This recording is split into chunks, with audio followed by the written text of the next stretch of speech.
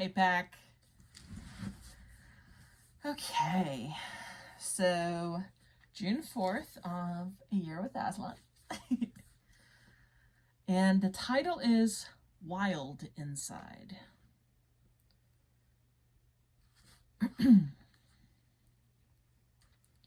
They had plodded along for about half an hour, 3 of them very stiff from yesterday's rowing, when Trumpkin suddenly whispered, "Stop." They all stopped. "There's something following us," he said in a low voice, "or rather something keeping up with us, over there on the left." They all stood still, listening and staring, till their ears and eyes ached. "You and I'd better each have an arrow on the string," said Susan the Trumpkin. The dwarf nodded, and when both bows were ready for action, the party went on again. They went a few dozen yards through fairly open woodland, keeping a sharp lookout. Then they came to a place where the undergrowth thickened, and they had to pass nearer to it. Just as they were passing the place, there came a sudden something that snarled and flashed, rising from the breaking twigs like a thunderbolt. Lucy was knocked down and winded, hearing the twang of the bowstring as she fell.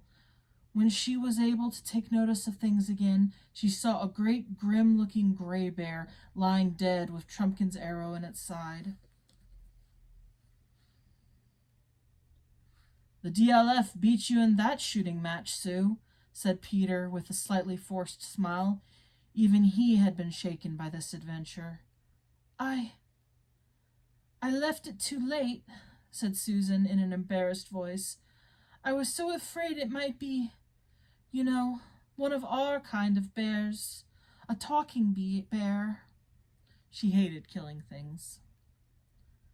"That's the trouble of it," said Trumpkin. "When most of the beasts have gone enemy and gone dumb, but there are still some of the other kind left, you never know, and you daren't wait to see."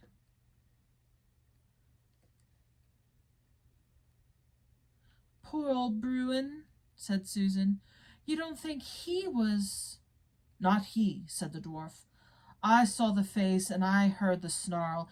He only wanted little girl for his breakfast. And talking of breakfast, I didn't want to discourage you majesties when you said you hoped King Caspian would give you a good one, but meat's precious scarce in camp, and there's good eating on a bear.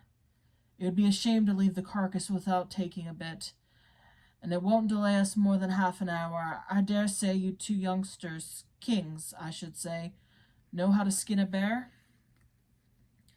"Let's go and sit down a fair way off," said Susan to Lucy. "I know what a horrid, messy business that will be." Lucy shuddered and nodded. When they had sat down, she said, "Such a horrible idea has come into my head, Sue." "What's that?" "Wouldn't it be dreadful if some day in our own world at home men started going wild inside, like the animals here, and still looked like men, so that you'd never know which were which?" "We've got enough to bother about here and now in Narnia," said the practical Susan, "without imagining things like that." Prince Caspian. Does Susan err by waiting to see if the bear might be one of their kind? Yes. It is wrong to take a life, always 100% of the time, but it's also wrong to not defend a life. And if Trumpkin hadn't been there, Lucy would be dead. So, I'm not saying Lucy's life is more important, but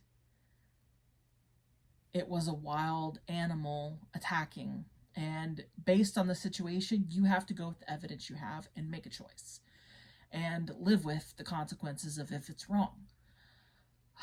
I would have a hard time killing an animal, period, talking or otherwise, because I love animals. But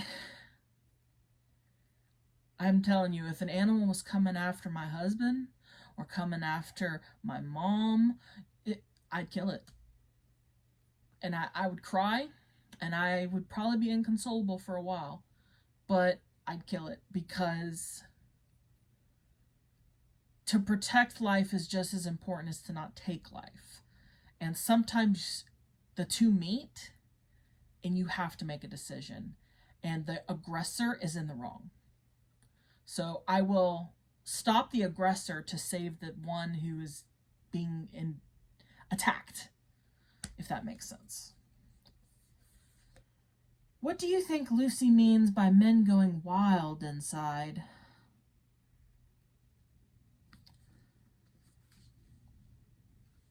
That they become monsters.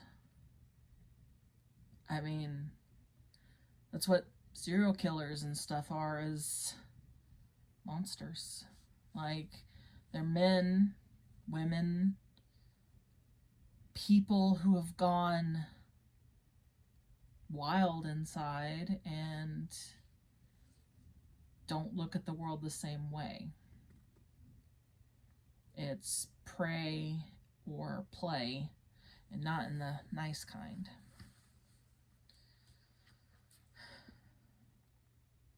How might that manifest itself? I mean, there's people who are just cruel.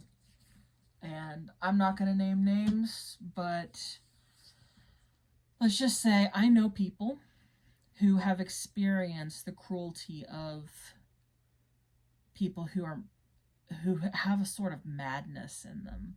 And I think that's what it is. It is like a madness. And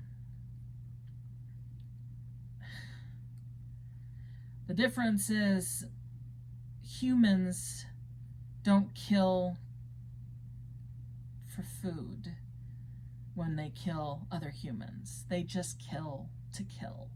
They want to hurt, harm, or somehow feel powerful.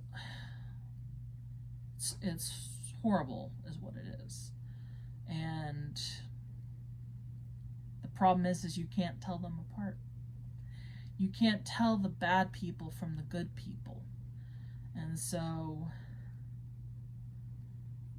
I mean, it's sort of like in those movies where you see the cop, not wanting to shoot the bad guy, but the bad guy's about to kill an innocent person, so he has to.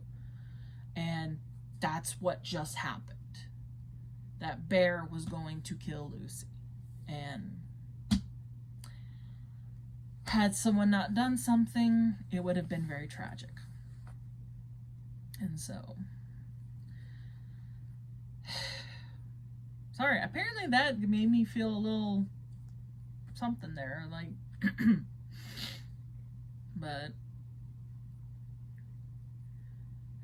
I like to believe that most people are good, and maybe they're hurt or lost or just struggling, but there are some people who are twisted. They have gone wild inside, and they have only bad intentions.